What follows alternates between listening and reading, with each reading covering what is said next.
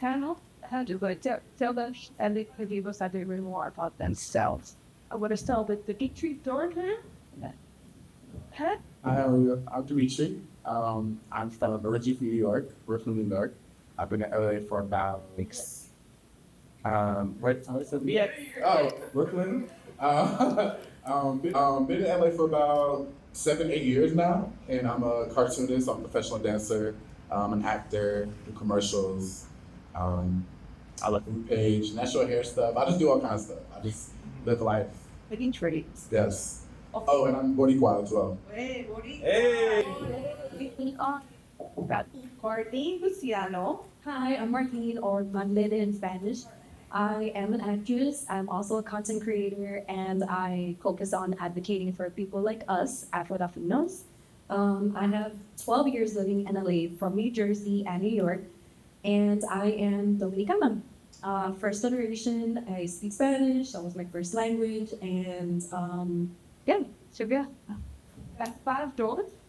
Hello, my name is Gaspar, but my name is George Andre Ignacio de Santos Gaspar. Late night parents. So I'm from Rio de Janeiro, Brazil. Yeah, there you go. And my native language is Portuguese. And I moved to LA in 2015, and I'm truly LA biased. I started my career as a model, and here I kind of started a model as well, but actor, and I'm also businessman and real estate agent. Yeah, living in LA, California life. And next is Sabina Baker. Hi guys, how are you? My name is Sabina Reja. I am first generation American as well. My parents are Colombian and Honduran. I am an actress. I do a lot of comedy. I've been in LA for a while, and my mission is to have a representation for Afro Latinos, for everyone, for Latinos, for Americans to just see us and to get us out of these boxes that we're in. Well, that's like the title says on this panel, colorism versus racism. So my first question is, how will you define your colorism? A strong for a time, baby. Who wants to go first? Interesting. I can go first as a colorist. Because of the tone of my skin, a lot of people already have some judgment about myself even before talking to them. So that's one of my challenges in my career as an actor, because I have to try to use some accent, because most of my characters needs to be fully American, because I'm like fully American. And that's something that in the beginning I was truly trying the hardest to treat, to lose my accent. I need to, because nobody can identify this Brazilian accent that I have. And one day, during my audition, and that the director says, you know what, can you just try to not force too much? I know you're trying to force a little bit because of your accent. Can you just do it yourself? I did it myself and said, well, because you did that way, we need to change the character. Instead of coming from Hollywood, we need to put the character that coming from a different country. Because we are trying, you have that mindset of, oh, just because of dark skin, most of people here are dark skin. You need to be American. No, you can be yourself.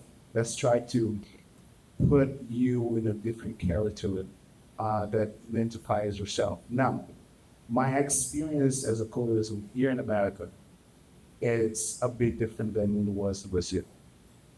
In Brazil, there is a bit harder situation as being dark skinny, and I can tell you this. My experience here in the United States is way better than this.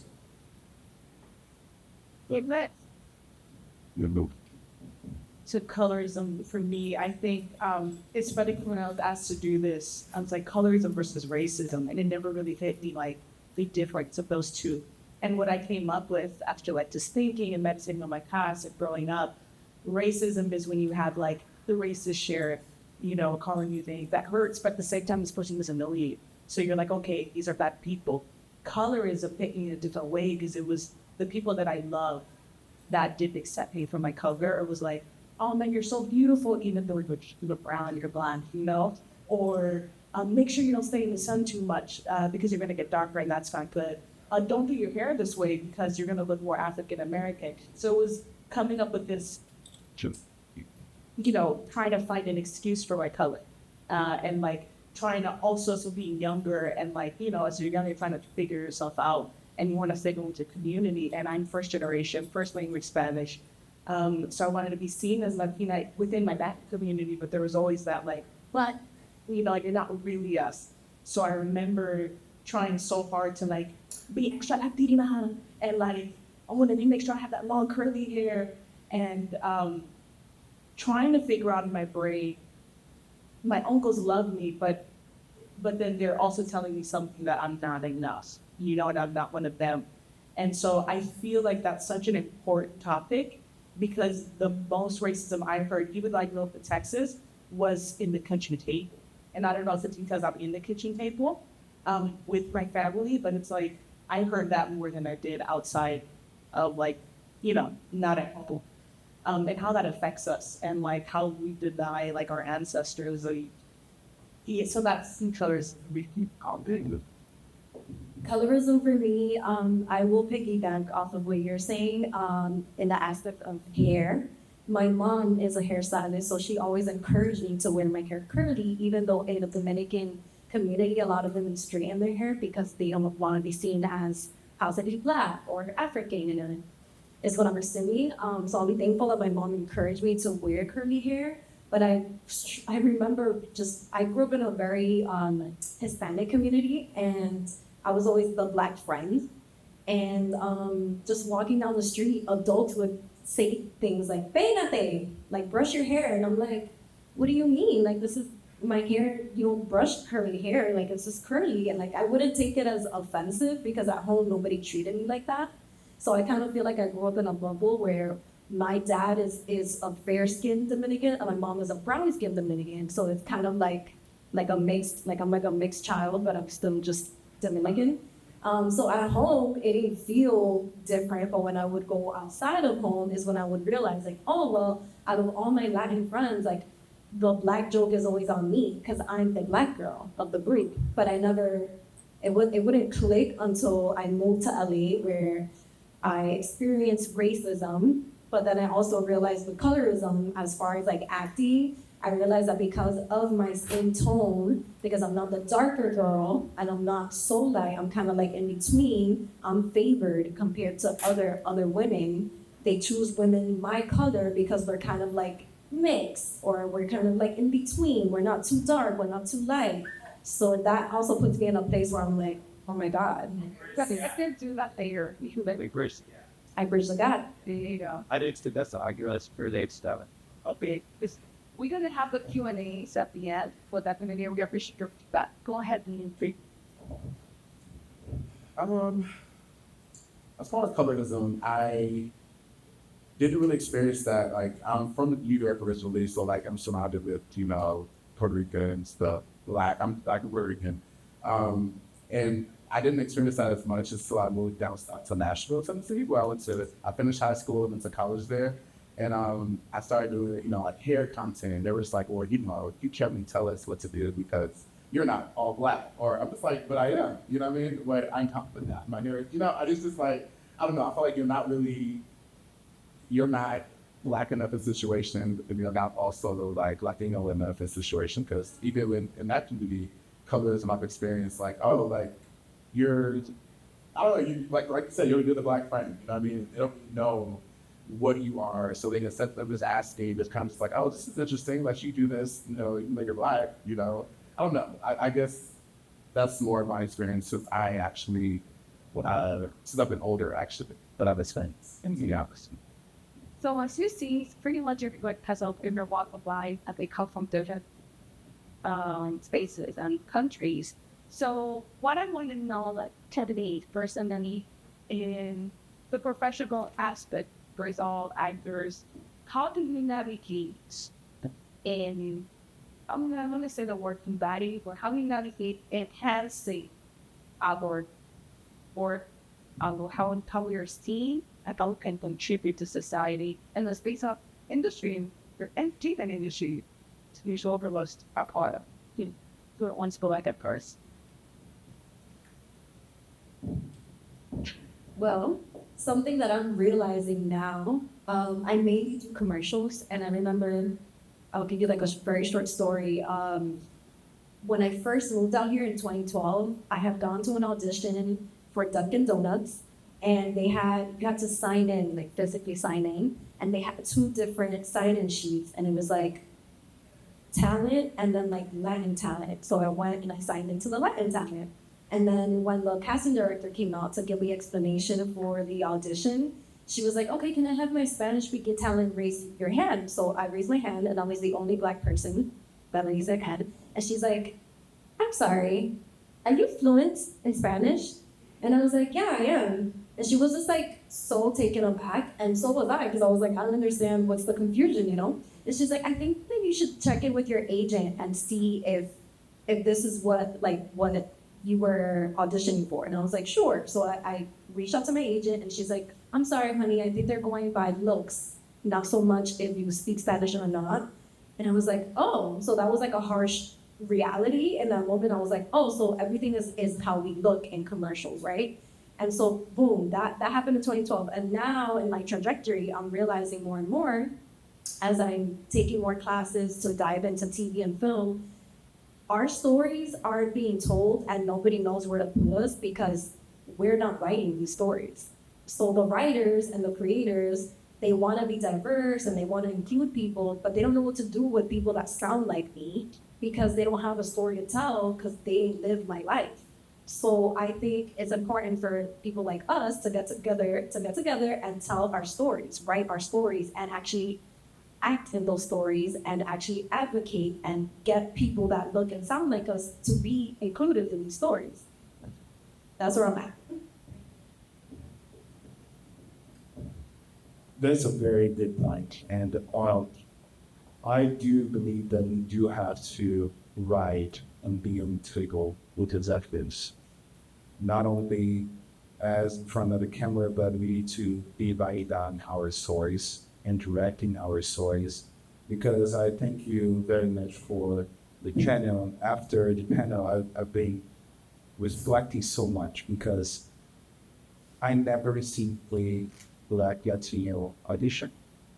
It's never after Latino audition. There's always a Latino audition, and they have that huge what it's supposed to be.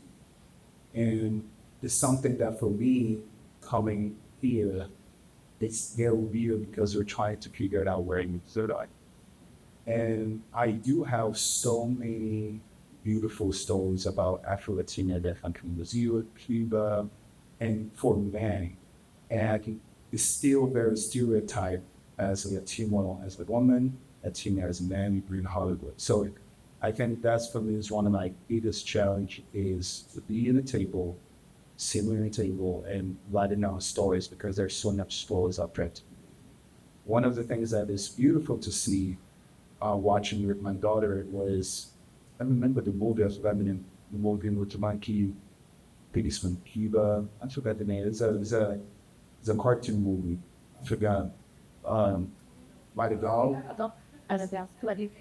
Yeah, something, but I'm gonna remember, but I remember that the grand call of the movie was on a darker skin, a teeny phone people. It was beautiful to see, but you see only one image. I don't know if you remember some that the monkey plays, and I forgot. It's a beautiful movie. It's a gorgeous movie. Anybody knows the name of this? Anybody knows the movie? No, somebody that's all. I'm gonna find the name. All right. I forgot. Anyways. But it's a beautiful movie, but you don't see that often. You don't truly see Afro-Latinos, oh, wait, that's like we look, that's like it is. Thank you for that, because that's a time of reflection, a time of creating things on the own. You're not expecting only Hollywood to bring for us, but really us bringing us. Yeah, I totally agree. I moved out here in 2012. And I remember getting my agent and going out for auditions that were like commercial and TV and film that were not Latinas. but I always got the same thing that was, you don't look Latina enough. And then I would do roles that were like African American. They're like, oh, you got a slight Latina accent, which I didn't know till I moved out here. I was like, I was born here, you know, right? No, I know when I heard her speak, I was like, we're your best friends, dude. But yes, it was difficult because I couldn't really tell my own story. And when I had to tell somebody else's story, which as an actor, you're used to being able to mold and it's fun, but the well that you can dip into as an actor and tell your own story about an Afro-Latina, that was something I yearned for. But one thing started happening, which is why I think this is so important, is representation. Because the moment Cardi B became big, people started actually like, oh, are you Dominican? And I'm like, no, I'm not Dominican, but like, you got Latina. And I'm like, so happy. They saw me light up, and I'm like, no, I'm Colombian, but I can speak Spanish, and you're not surprised, you know? And I remember the first commercial that I had booked was with Cardi B, and it's because they wanted an Afro-Latina. And that, like, before that, no booking, nothing, you know? And so just one person coming up, and a whole different industry, this is music, said, oh, okay, there is people like you know? And then fast forward a couple of years, Ariana DeBose wins her Oscar. And you guys, the difference in auditions was like insane. Because before that, it was La Bruja. It was like the girl that's stealing your man. It was the loud girl that's gonna fight you because you cut her off on the freeway, you know? And then I started getting like actual roles as like a lawyer, as real people, fully developed characters that I remember being so excited to like be able to get these opportunities. And I feel like the doors are opening up a little bit more. But even then, I recently did like a short film that Yovi knows, Marqueros, and it's about an Afro-Latina journey. And one of the producers of this big platform, I'm not going to say the name, but it was a really big like streaming. And the writer is Afro-Latina. And she wrote this joyful, happy Afro-Latina, who I am, my family, my sisters. And even though you need the representation of the writers and directors, in that room with the executives, you still have to fight. You still have to fight who we are and show them, no, you're wrong. Because they saw my audition, and I'm naturally like bubbly, happy. I'm not fighting in the streets, you know? And they're like, oh, that's not Afro-Latina. Afro-Latina is like, hey, you know, like just crazy, like a little bit more aggressive. And I'm like, not aggressive? Like, I don't even kill a bug if it's in my house. Like, I'm friendly, I'm joyful. But it's that perspective that they have, you know? And so for me to be able to book that and do it the way I am, the way the writer, Afro-Latino writer intended it, we still had to fight, you know? And so that's why representation is so important, and having writers to tell our story and to fight the stereotypes that we're already like, the boxes that we're in, it's tough, and we are getting further into it. And just even Afro-Latino, I thought it started becoming popular when like maybe 4 or 5 years ago, you know? Yeah, and I think that's what we navigate as like Afro-Latinos in the industry, which is tough. I want to recap about the movie that we're talking about us by is both. Yeah, the 12 You can't, the difference. you know, I'm love that movie. Thank you to remember the honest again when hands to hand out. So I use hands for sense in this when it's in it.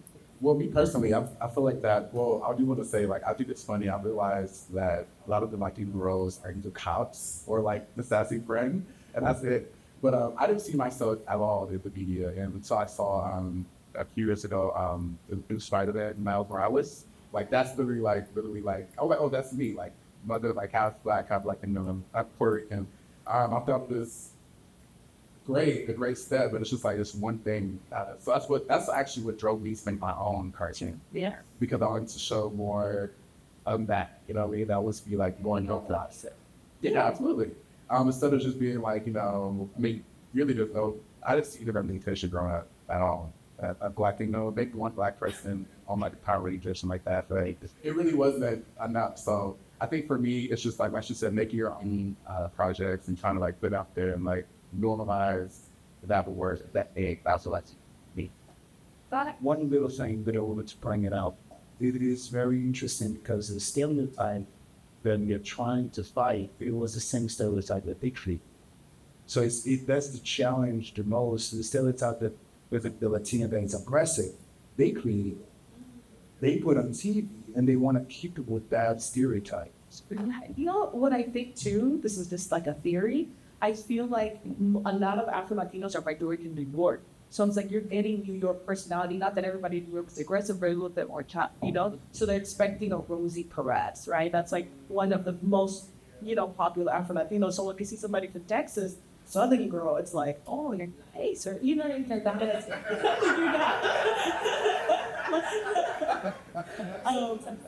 But then again, I think he's already actually wanted to strip down that stereotype of that role with, insecure. Yeah. That's like a sense of right there. Yeah, I see. I think that's the thing too, is that it's the stereotype of the Black woman, right? Like strong, like aggressive, and like hardcore. Because the other thing, the flip side of getting more roles as Afro Latina, is that I've been getting a lot of roles as like, I love the LGBT community, but most of it are starting to come off as like lesbian who's like tough and like, man, like I'm never allowed to be seen as feminine. And I get that a lot from like my Black community as well. And so that's sad because we don't get to be soft because we're seen as Jesus Christ, they're just like, characters. I have a question, and maybe also a personal experience on my part. Have you ever felt that you are living in two different worlds? Absolutely. For me, example for me is kind of being Latino and Black. I feel like I'm engaged in that. Are you familiar with the term code switching, and how has it been applied in your daily life? We live a place that you already experienced that you only can be yourself through yourself. And you can be yourself in the office, you can be yourself on set, but you might not take a little bit risk out there, be yourself, or the response that you even get.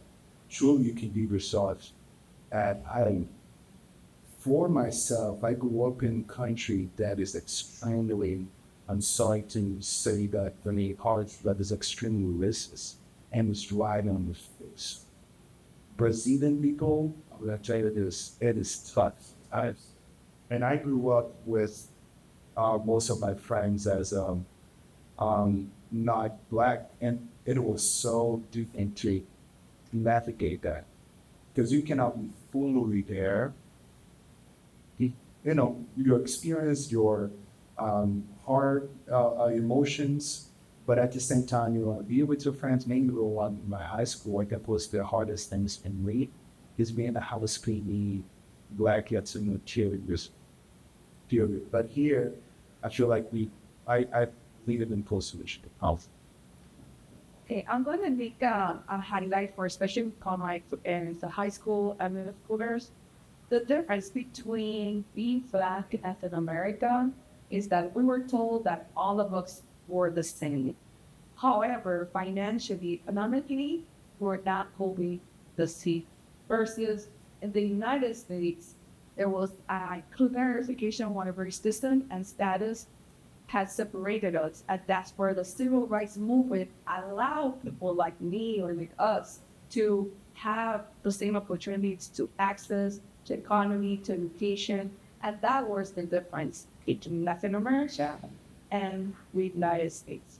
So that's what he was trying to highlight. You want to research a bit more or ask us afterward, we can go on.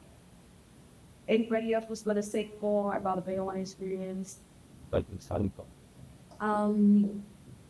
You said something that reminded me of something very random. I remember when I was in high school, I had a geometry or algebra class, and I needed help with like homework. And there was a girl that offered to help, but she's like, but just don't call my house. Well, this was like when we had house phones. Just so you guys know. Anybody remember having a landline? You had a landline. It's like this, So you would call and you would ask for your friend, can I speak to such and such or whatever, right? So she's like, just make sure that you don't call between this time and this time. And I was like, okay. And she's like, I'm really sorry, but my parents don't want me to have Black friends. And she was Cuban. She was a white Cuban with green eyes. And she was so embarrassed to tell me that. And I was like, kind of taken aback because I was like, what do you mean? Like, Cupids are black too. Like, what do you mean? You know, and so like I just kind of like I brushed it off, but like now I think about it, I'm like, that's crazy. And I remember I went through like her Facebook, and she married a black man. So I was like, yeah. So, but yeah, That must have fortunate to punch you that hard in the air right now. I'm sure they had to accept it. Wait, what? Yeah, that just I was so living. Card astrage. My next question or observation: how can, like what I mentioned earlier, economic accessibility, mobility? Do you feel that somewhere still we have a green, how can I say, this sense of servitude instead of being more altruistic or the hero in our own story? Or sometimes we set ourselves back and say, hey, this is not my time, this is not my turn, or I deserve to be in this space. Has she ever felt any of these, or did you have a story that goes to that? Meaning like not very enough in a situation. Que no soy ni de aquí ni de allá. Okay, yeah. I mean, first generation's American, right? Like you're not necessarily Latino enough. And then also the American spaces, you're not American enough. The first thing that came to my mind was theater. I loved theater, but I never saw myself in theater. I never heard stories. And it wasn't until like maybe 7 years ago that I had a teacher who grew up in New York, and he introduced me to like Stephen Apple Burgess, right? And I was just like, oh man, I'm, you know, my family, that's all my way we talk. And so I started getting into more community spaces. It was like theater. And I don't know about you guys, but there's moments that I feel so lost and so like out of place. And everybody's really sweet, they're nice, but it's like the things that they grew up talking about, what's funny to them, I don't really get it, you know? And then there's things that I think is funny that it's maybe just a cultural thing that made me feel so small sometimes because I just wasn't in on the joke or this reference of like, I don't know, Billy Joel, I don't get it. But if you talk about it, I'm Cuomo, I'm there with you, you know? And so those moments, like I started feeling like so alone. And I remember talking to my dad and being like, Dad, like the hard thing about breaking, like trying to do something different and like make a platform for like Afro Latinos is knowing that you're gonna be in the room and sometimes it's gonna be just you. And you know, like when you get in the room with your best friends or your sister or your brother, there's this camaraderie or somebody who's where you're from. And then you go to these spaces where you want to shine, and sometimes people don't get it, and you can feel it. And so that was so difficult. And I remember my dad, like, I'm like, it's not gonna get it. But he's like, Manu, when I moved over here, I need to speak English. You know what I mean? Like, I didn't understand the food, like, and it was the same story in a different scenario.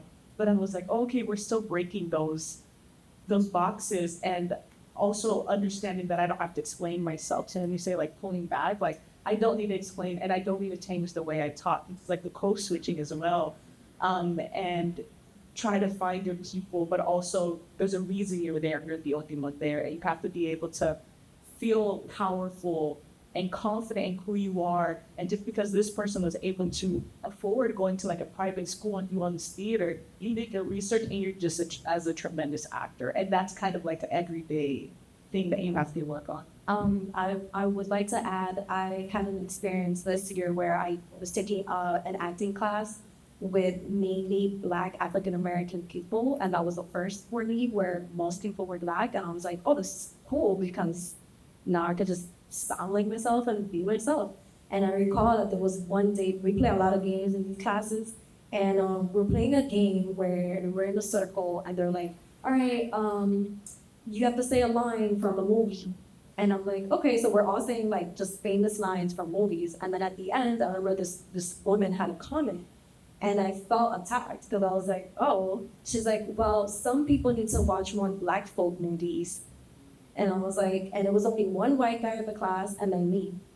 And I was like, I know she's talking about us, but I was also like, you don't know my experience, because it was like, I didn't speak English fully till I was like in third grade, even though I was born here. My mom and dad did not speak English. Then I was an ESL student. And then on top of that, I was trying to catch up to like whatever was cool on TV, but also like music. And I didn't have an understanding to like put me onto these things. And I'm like, and then I started to figure out African American culture, and I was like, oh, I see myself there. So it's like I'm still catching up to a lot of these things, and people are sensitive to that because that's not part of their world. And that makes me confident.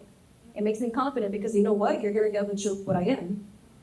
And that's what it is. And that almost makes me tap into angry Black woman, but I'm not. It's not part of my character, but it makes me be like, that what and what? You know, it makes me like that. And I'm like, it's bringing it out of me, but I try to simmer down and keep it professional and bubbly and too. Cutesy, demure, however you want to call it. Not anymore. Actually, now I'm a partner with Dimitri because he's like also some new beauty blogger and influencer. Yeah. So tell us a little about your experience in that world as journey. So, one of the things I think I got into on e-fact, I started doing like natural hair, content, and skin. And I think that's what I mentioned earlier that like I would get DMs all the time like, hey, like what do you use for this? What do you use for this? But then you also get comments and stuff like that of people saying like, well, your hair isn't like black hair, so you can't really tell me. Like I'm a full Black person, so you're not fully Black, so you can't tell me that. But you know what I mean? So like they don't think that my advice works. If that makes sense, if you right side of them. Well, let me ask you, have you ever felt it's like the fact they say about us, we are exotic or British challenges? I've gotten that. I think that's from like Asian people. I thought. You know, is that right? Like I feel like they're just fascinated. Yeah, they're fascinated with me. Usually my hair's a lot bigger than this today, but they're like, oh, can I like touch? I'm just like, you know, that's like a no. You don't touch people's hair like that. So I've gotten that before, but I think you know, like she said, you have to create your own space and kind of it's like really fit in that. Like my hair is I still know what I'm doing and talking about. So like because I don't have nobody has like the same type of hair. You know, we have like 4C, 4D, all that stuff. You know what I'm saying? But like you still have to have healthy hair. So like, but no, I have gotten that a lot. But I think people are now that Afro Latino is like a word, like a thing, because it wasn't at first. I mean, I didn't know about it like until like maybe like the past like 5 to 6 years. But there was like no box to check on like either like Black or Latino or like it was like very specific. You know, it's like do I check clothes or do I check just one? You know, you have to kick in there. You always have to pick. So I think lately there's been like that space for Afro Latinos to exist. So, right. Something saying about is I used to see him die healthy back in the civil Boston. And in the beginning I was like, oh, thank you very much. You have seen my skin hurts. Like listen. That is just me. I say thank you, but eventually I started to realize that what they're trying to say. Now, here my situation was not trans, but makeup. I have already brought issues with makeup artists. Yeah. Because if it is a job that has male rights or the team is obviously like artists, I will be impaired because they know how to do the good ones. Now, if this is that, I'm going to. Yeah, That's usually, and that's the problem. Sometimes I'm the only person in the room on that character or one person that went for that photo shoot or Q&A. And I know I put my makeup on my back, not have to care of my makeup because one of the experiences I've mentioned was I had this very nice professional Asian makeup artist. And she picked up my makeup that I won with Karen and she applied it. But because you were Russian, she kept applying. Well, and I said, okay, now it's a bit too much, I think. We have to get on the set. I couldn't look myself. And I remember back in the day, my friend was also there in Melbourne, and he said, that's why we always, after makeup, you go to the bathroom. Go to the bathroom right away. And I learned that, but here I was so excited. I had to memorize my lines. I was in character. We got on set. We shooting the scene. And I went to the bathroom to rational. And I look at myself, I look like Claro, so much makeup on my face. And was not the tone that she's supposed to be using. And the worst part is they use the same with the wrong makeup on the sign. Yeah, I think that is just. And that's the worst part because I was counting on that short film for my demo reel. I said, you know what, whatever it is, God help me. I'm going to do something on it. But you learn the lesson. You have to keep legitimate like yourself, know how to do it. Unfortunately, that's one of the challenges that you have to face on the workforce because it's not everybody that knows how to handle big side. Alrighty. So that's me. Everybody can go ahead and share what they're working on and where people can find you, and then we're gonna go ahead with the Q&A. Who wants to go? Thank you, Sky. How good evening. So you guys can find me at Instagram, Samidareja, SAMIRA_PEIJA. I'm currently, I have a short right now on tour, and today it's playing in Cincinnati. It's called Marquedos, great story, Afro-Latino, Campes type story. And that's also going to be in Atlanta at the Georgia Latino Film Festival next week on the 28th. Yeah, and I got a couple commercials out, and also another short that's coming out in 3 months called Jaded, and that one's gonna be pretty fun too. So drama comedy, and then a little bit of comedy at the groundlings. So I have in 2025 2 films coming out, one features in the horror film. That's gonna be fun. You can follow me on Instagram, Gaspar Official, with 2 L's at the end. You can follow me. I can show when this is going to be streaming. I don't just want to be Netflix. I have another one that called my African American wedding. That one I'm not sure whether we're going to be streaming, but it will come out in the end of the year. I have a photo shoot coming out, some commercials. Now I'm on a search for a talent agent. So if you know any talent agent that you advise that will work, because let's do this. I'm very excited. I've got a new manager and some other business going on out there too. But please, if you have any questions or inspiration or want language, please feel free to hit me up. Okay. You can find me at Marlene Luciano on Instagram, anywhere. Everything is Marlene Luciano. And I'm currently working on writing. I'm writing a series. It's based around looking at immigration from the Afro-Latino lens. And it's a baseball story. Just Dominicans, we rule baseball, so that's where I'm at. Just focusing on writing and telling our stories. What is the time? You can find me on Instagram at your.royal.preston. And everything is on that page on my website. I'm working on my cartoons, the superhero cartoon that I made in the 3rd grade. It's got like Latinx characters, Black, different, very diverse, love superheroes. Little break from Marvel, it'll be good. I'm on currently on the Taco Bell commercial that's out right now. I think Apple going on with some Apple stuff, the thing like has come out, I think, or just came out. Yeah, it's about that. Yeah. So I know how it. not yet.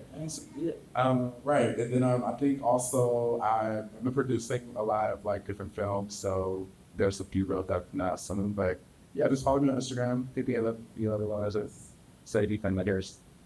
Okay, and you can find me also at Joey Lee at Instagram and at Jovita Chronicles, all on Instagram. Also, now we're gonna start with the question stage. Have any question? You can say this by we just now we help you. Anybody with a question? Okay. I got so Can you put this? I bet to help is something that at not though at really pop up you can roll it up a all the different for some spaces. I would like to then each person to all receives it. How does you feel so how you feel word you and go away and you go yes. that's a really deep question. I feel like, what are your parents saying? Well, and I'm like, oh, you're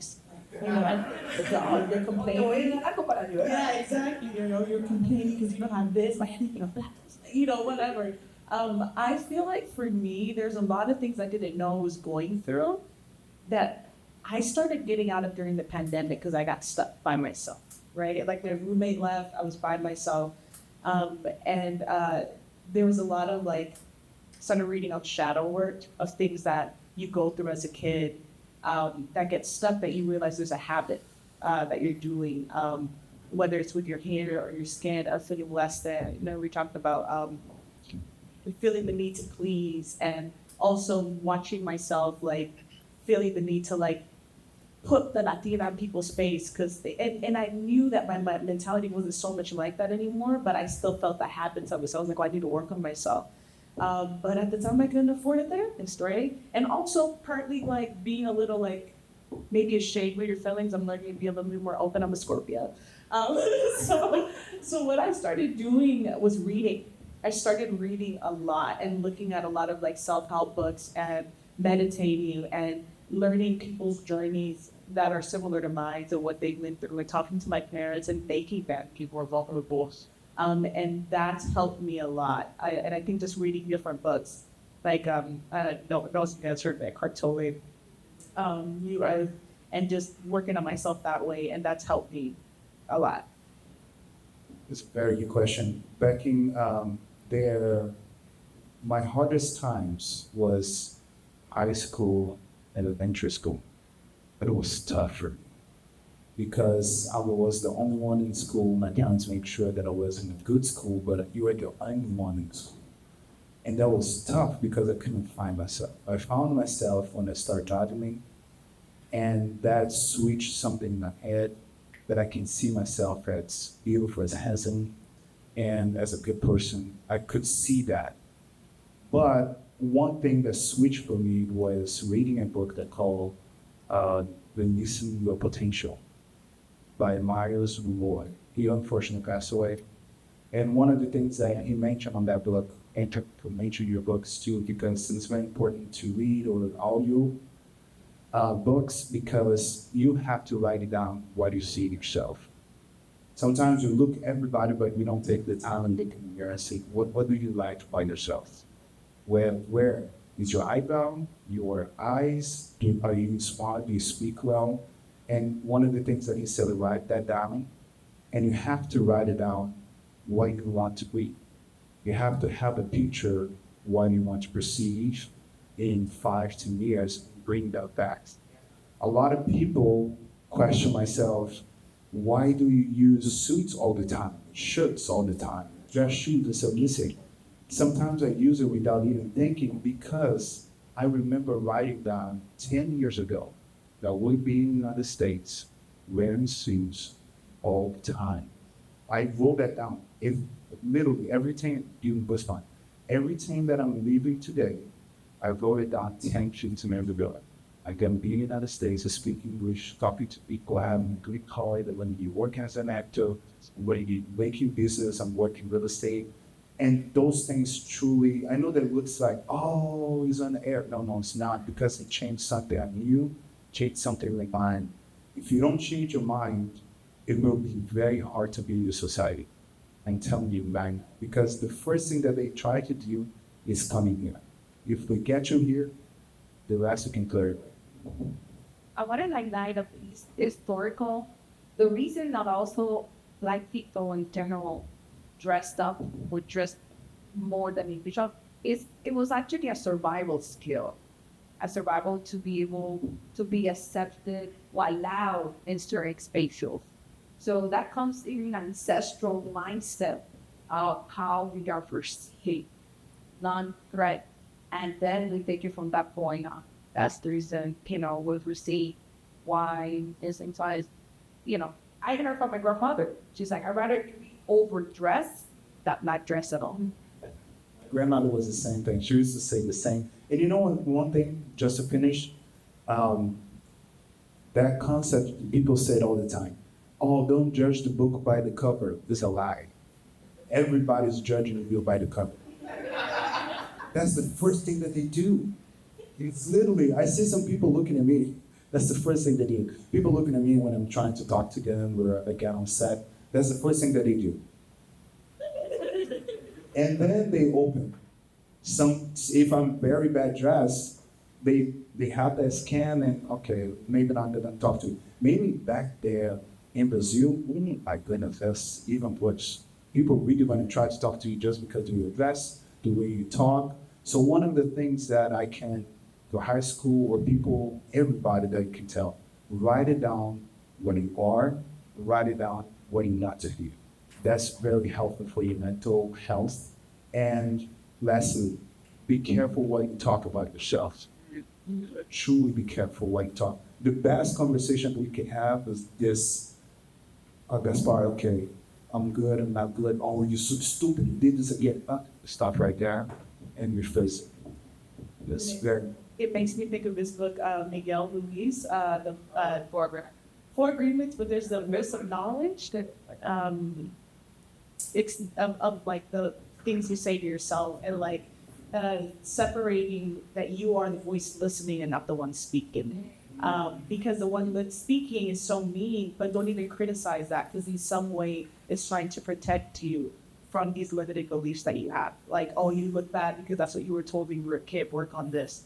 And like I said, once you get control of your mind and you start being able to be like, oh, that's not really what I believe. Because I'm sure you guys have thoughts that you're like, no, I'm not that people. I would never do that. Like, when you're like, you know what I mean? Never crash, you know? So I think being able to separate, I was late today, so you should have saw my voices. But separating that, because that voice sometimes tells you things, and then you're like, oh, maybe I am not enough, or maybe I should do this. And once you get that in control, forget about it. Nobody's that. Or did you have a speech ceremony about it? Yeah, I will say growing up, I've always journaled, and I think that was my way to express my feelings. I have journals from when I was little till now, and it's fascinating to go back and grab like a chunk of pages and just pick a random page and see how I felt and what I was wanting to achieve at that time, and thinking back and saying, oh my God, I did all those things, and there is a power in writing things down, right? So I will say with the negative talk, I remember that I would always dim my own light. Like if somebody gave me a compliment, like, oh my God, you look so nice today, I would say, oh, you should have seen me this morning. Like I look so crazy. And it's like, why? When I started catching myself, I was like, why couldn't I just like take the compliment? Just genuinely been like, thanks. And that's it, you know? So now, obviously, I'm more conscious of that, but I do mirror work. I look at myself in the mirror, I talk to myself, I look at myself in the eyes, and I tell myself all the beautiful things like, I am amazing, I attract, I don't chase, abundance, clarity, all the nice things I say to myself, and I tell myself I love you. And then I also, through therapy, I've learned a little trick. I have a photo of myself from when I was like 6 as my screensaver on my phone. And so that little girl, and whenever it's true, whenever I see her, I remember that I have to be good to that little girl because she had big dreams. And today I can not control because it's up to God, but you know, I'm a captain of the ship, so I owe it to her to do the things that I set my heart to do, you know? So that's one of the many things that I do to keep my mental health. So Chinese association, your inner child, where we go, make a retreat.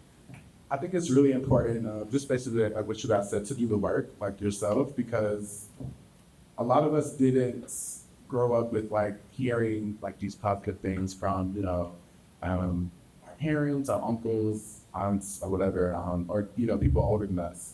I was fortunate to get, my parents always like just spoke like highly about me and my siblings. So I was like, I mean, my brother, he's like super cocky now, but it can go, like, it can just go, you know, it can go either way, but yeah, it can go either way. But I think it's important to like, you know, when you're speaking to kids or people younger, they remember those things, you know? So it's good to tell, like, you know, I used to tell my niece and nephew, like, you're beautiful, like, just give them compliments, like, let them see you doing that to other people as well, because it's so natural when they get older.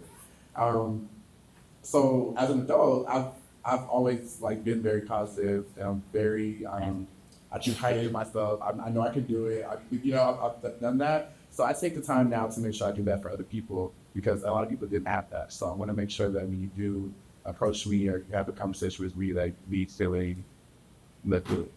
So I am very pro about mental health, and I will also speak for myself. It took a while. It took a while to acknowledge a step and then see your own self-worth. but then also believing that you can make it. Actually, I want to start with Samira. A lot of self-help books definitely go through that process. And yes, giving yourself affirmation, believing in yourself. Sometimes when we say it or applying it, writing it, verbalizing it, as well as all this process, and that's where being able to make it this far. So if anybody else have any other questions, we are about to close out. I thank everyone. Oh, another question. Yeah, no, I just want to say thank you so much for talking. It's so beautifully this topic. I think it's so important for us to make the colorism by things, especially being. So, when as you were talking, I was thinking about myself and things that I heard growing up from my food bag. People civilly, definitely were about this day. And a lot of the same things that we're sharing. Really is about these many things for us here in the audience.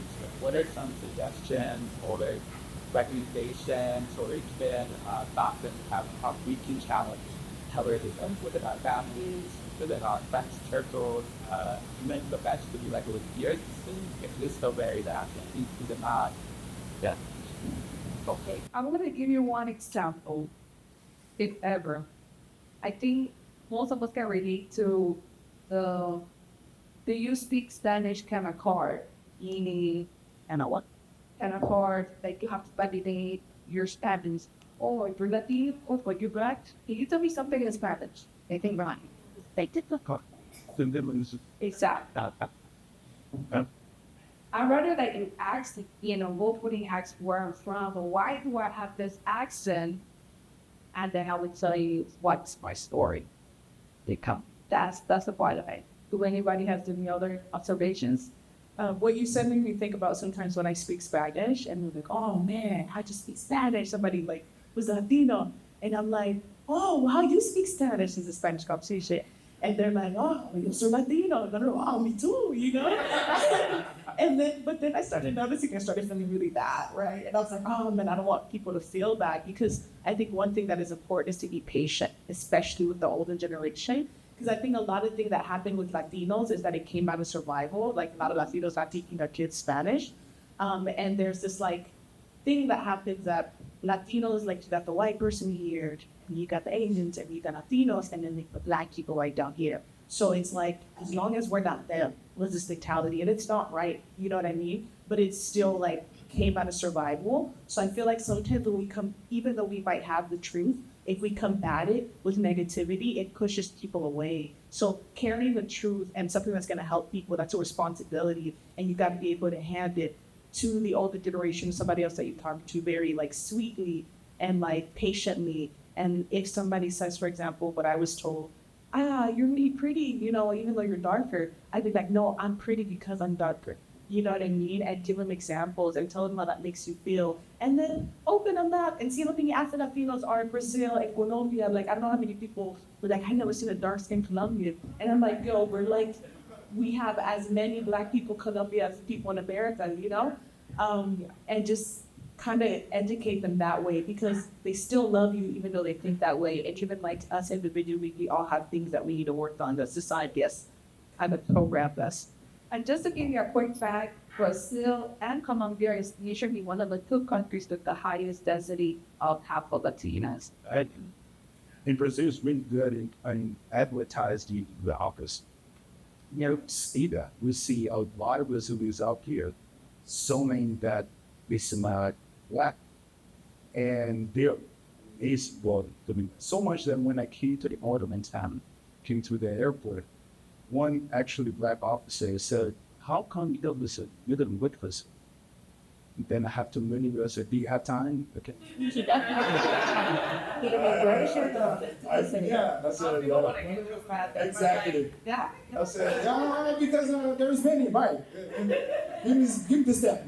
But I explained it to him. And one thing that I absolutely very few, and something that I take all the time would be things that my grandma used to talk to me all the time. She said, most of the older cursing, old people that have that survival, my aunt is back in Brazil, real dark skin, very dark skin. And she used to make those jokes and say, make sure that marry white, because you're too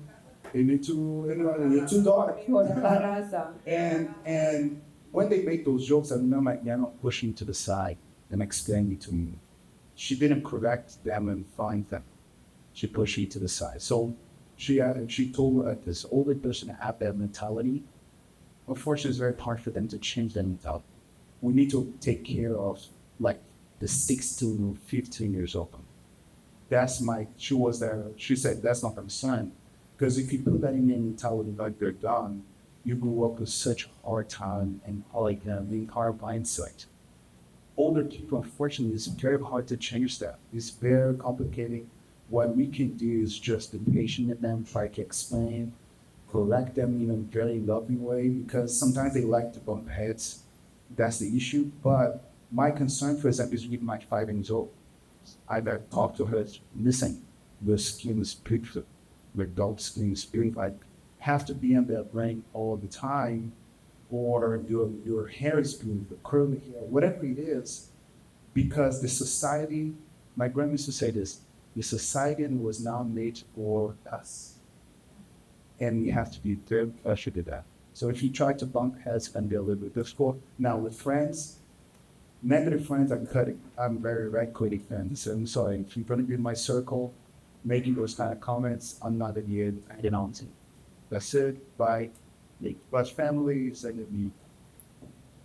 Well, give us a round of applause. Thank you for being here. For winning you in front of it. And we'll see you in the next panel. Speaking of, for the next section is going to be the resume building workshop is in the seminar room. So it will be starting immediately after this. And then the next panel that we have is Unity and Diversity. That will be at 4:30 in this room. Spread the word and come back. Thank you. Let's do it.